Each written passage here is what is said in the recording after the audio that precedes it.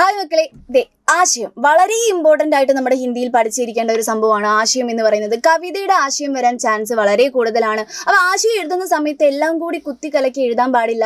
3 paragraph തിരിച്ചിട്ട് വേണം എഴുതാൻ വേണ്ടിയിട്ട്. ഒരു ഇൻട്രൊഡക്ഷൻ ഉണ്ടാവണം, കോണ്ടന്റിന്റെ ഒരു ഭാഗം ഉണ്ടാവണം, കൺക്ലൂഷൻ ഉണ്ടാവണം. ഇൻട്രൊഡക്ഷൻ എന്ന് പറയുന്ന ഭാഗത്ത് കവിയുടെ പേരുണ്ടാവണം, കവിതയുടെ പേരുണ്ടാവണം, പിന്നെ എന്ത് വേണം, ആ കവിതയിൽ പറഞ്ഞിട്ടുള്ള വിഷയം വേണം. ഇത്രയും കാര്യങ്ങളാകുമ്പോഴാണ് നമ്മുടെ ഒരു ആശയം കറക്റ്റായി മാറുന്നത് അല്ലേ.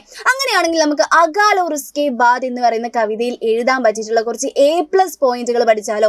അതായത് കുറച്ച് ടീച്ചർമാരെ ഇംപ്രസ് ചെയ്യിപ്പിക്കാൻ പറ്റിയ കുറച്ച് പോയിന്റ്സ് നോക്കിക്കേ. അകാൽ और उसके बाद എന്ന് പറയുന്ന കവി, പ്രശസ്ത കവി, പ്രമുഖ കവി, അതൊക്കെ ഒന്ന് വിടുക. എന്നിട്ട് നമ്മൾ എന്ത് എഴുതാണ്? ഹിന്ദി സാഹിത്യಕ್ಕೆ പ്രഗതിശീൽ കവി നാഗാർജുൻ എന്ന് എഴുതുന്നു.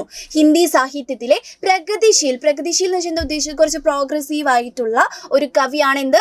നാഗാർജുൻ എന്ന് പറയുന്നത്. കവിയുടെ പേര് മുഖ്യമാണ്, ഓക്കെ, ഇമ്പോർട്ടൻ്റ് ആണ്.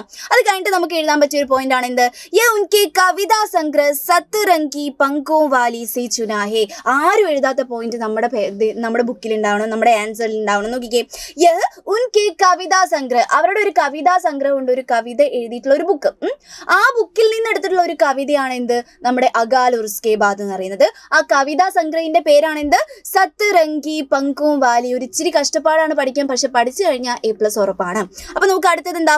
യേ കവിത കാ പ്രകാശൻ. ഈ അകാൽ और उसके बाद എന്ന് പറയുന്ന കവിതയുടെ പ്രകാശൻ എന്ന് വെച്ചാൽ എന്താണ്? പബ്ലിഷ് ചെയ്ത ആ ഒരു പ്രകാശനം, പബ്ലിഷ് ചെയ്യുക എന്നുള്ള അർത്ഥമാണ്. പ്രകാശൻ നടന്നിട്ടുള്ളത്, പബ്ലിഷ് ചെയ്തത് എപ്പോഴാണ്? 1952 എന്താണ്? 1952 അതും കൂടി ഒന്ന് ആലോചിച്ച് വെക്കാം. എന്നിട്ട് വേറൊരു സ്പെഷ്യൽ സാധനം ഉണ്ട്. എന്താണ്? इसमें जीवंत बिंब शैली का उपयोग किया है. ജീവന്ത് ബിംബ് ശൈലി എന്ന് പറഞ്ഞ ഒരു സംഭവമുണ്ട്. അതായത് നമ്മൾ പ്രതീകങ്ങളൊക്കെ ഉപയോഗിച്ചിട്ട് എന്താണ് ഒരു ശൈലി എഴുതുന്നത്.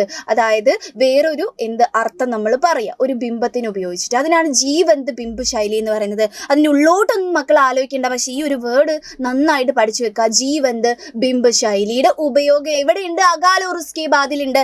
അത് കഴിഞ്ഞ് ലാസ്റ്റ് എല്ലാ കവിതയിലും എഴുതാൻ പറ്റിയിട്ടുള്ള ഒരു സംഭവമാണ് ഈ കവിത പ്രാസംഗിക് ഹേ. തീർച്ചയായും എന്താണ്? റെലവൻ്റ് ആണ് എന്ന് പറഞ്ഞിട്ട് അങ്ങ് എഴുതി വെച്ചോളാം. ഒരു കവിത എഴുതുമ്പോൾ ഫുൾ മാർക്ക് കിട്ടാൻ ഇത്രയൊക്കെ മതി. അകാൽ और उसके ബാദിൽ നമുക്ക് നന്നായിട്ട് മാർക്ക് മേടിക്കാൻ പറ്റും. ഇങ്ങനെയുള്ള പോയിന്റ്സ് എഴുതിയാട്ടോ. Okay, by.